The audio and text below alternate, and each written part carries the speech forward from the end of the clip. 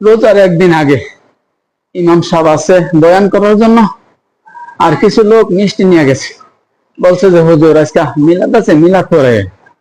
তখন বললো যে মুসল্লি ভাইরা, আপনারা মিলাদ কোরআনের কথা বলছেন, মিলাদ কোরআন শরীফে নাই। এই কথা বুঝাইতে যায়, এই কথা উনি বুঝাইতে যায় মুসল্লিকে, এই কথা উনি বুঝাইতে যায় বলছেন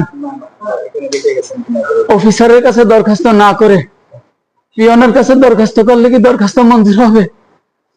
স্যার আপনাদের কাছে প্রশ্ন, অফিসার কি আর পিয়নকে? তখন আমার মাথায় ঢুকলো যে আমার দয়াল নবীকে সে পিয়ন বলেছে।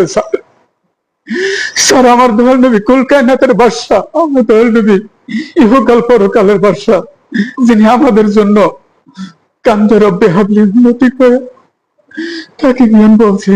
আমি মানতে পারি নাই, তাই কোরবানির 1 মাস আগে একটা অস্ত্র কিনে 1500 টাকা দিয়ে তার গায়ে লেখি নবীকে অপমান করার দায়ে তাকে কাতল করা হয়েছে। স্যার এর বেশি আর আমি কিছু